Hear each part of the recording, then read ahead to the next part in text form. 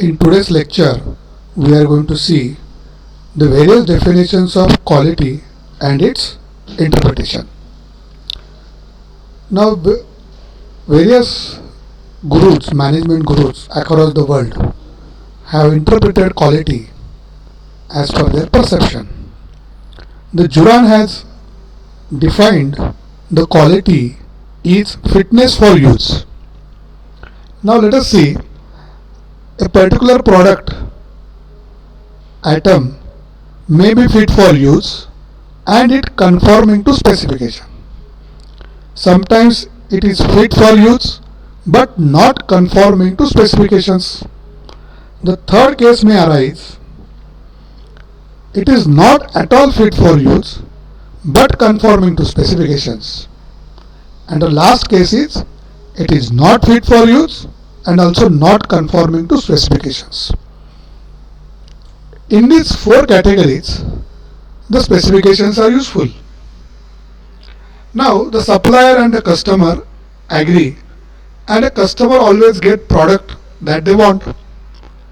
When the parts or products or service are fit for use and conform to specifications, then only product is delivered to the customer and everyone is happy.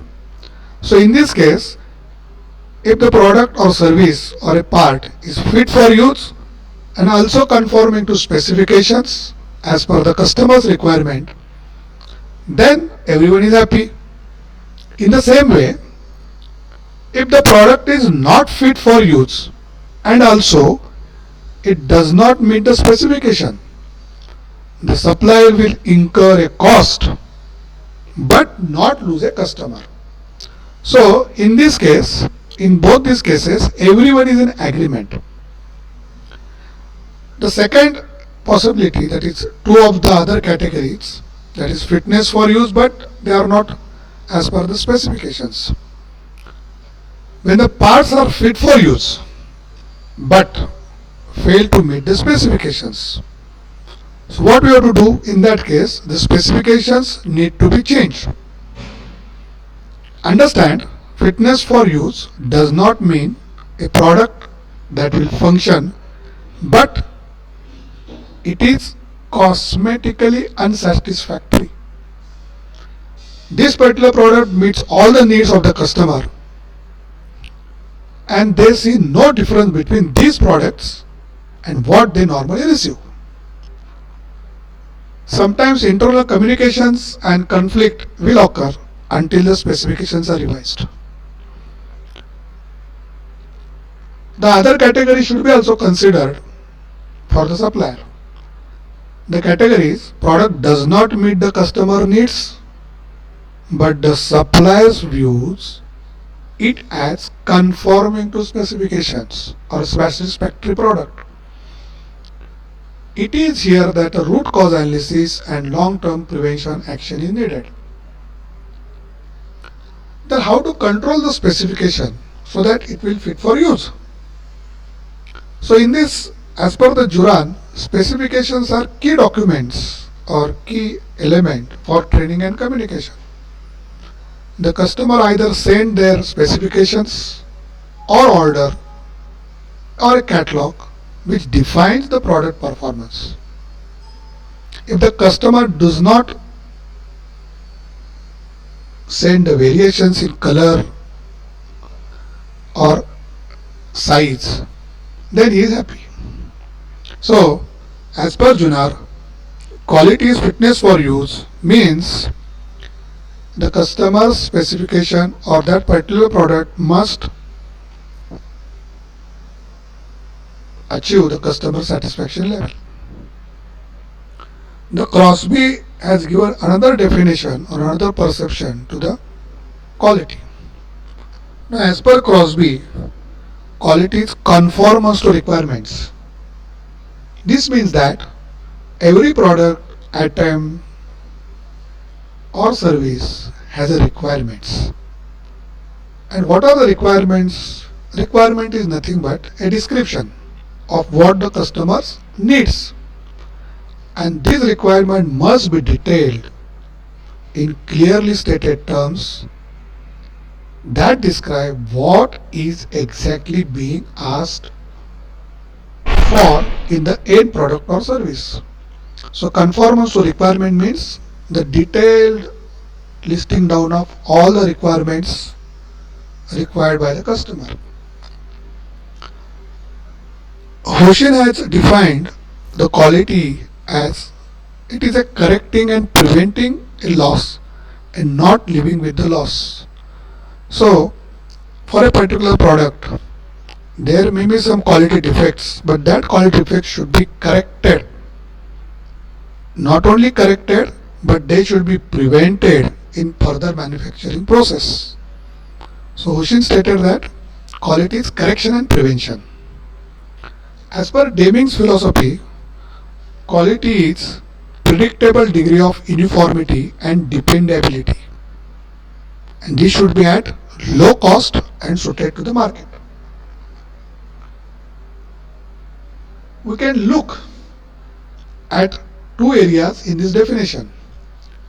Firstly, the fact that quality should be suited to the market is the most important part of the definition. In other words, as a processor, you must know your market and produce a level of quality suited to the market.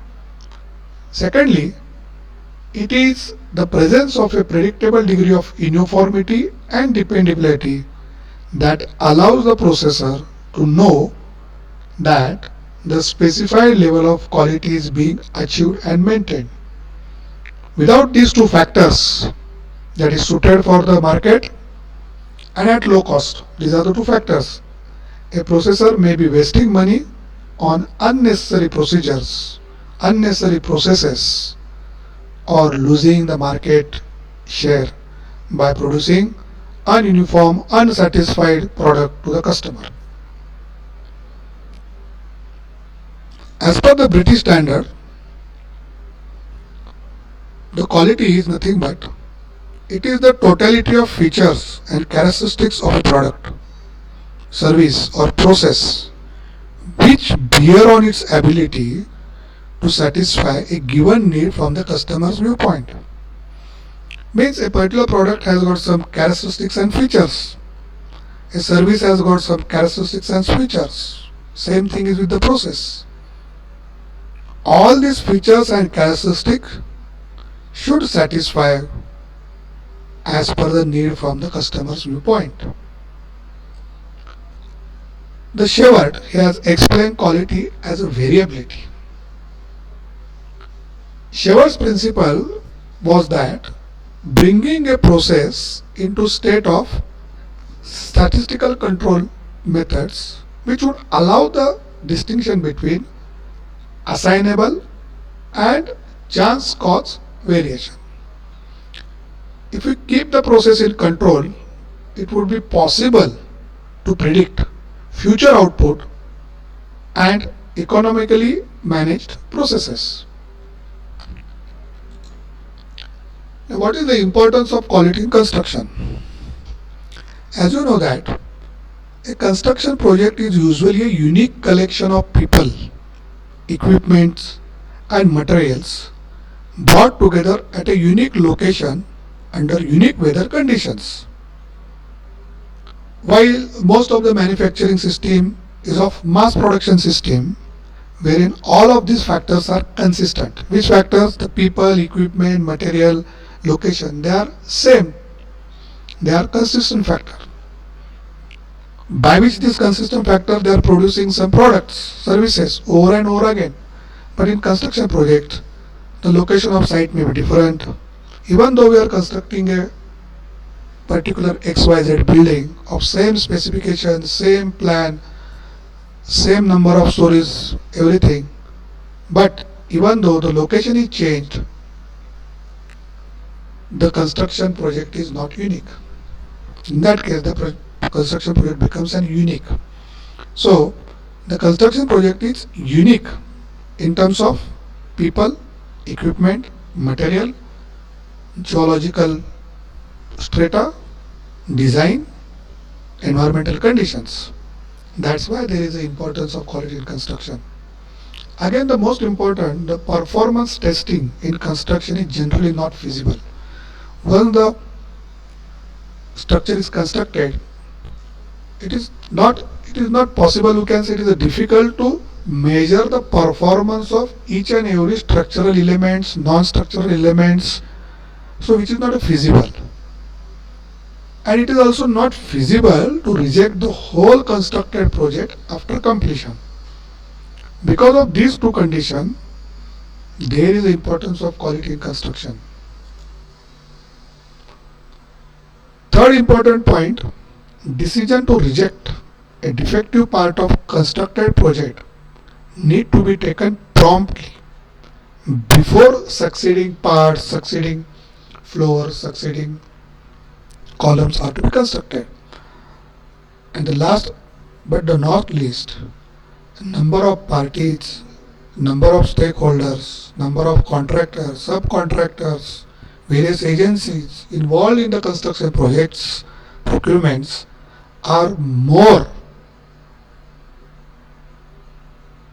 and difficult to interface their responsibilities, and it is complicated than the manufacturing process.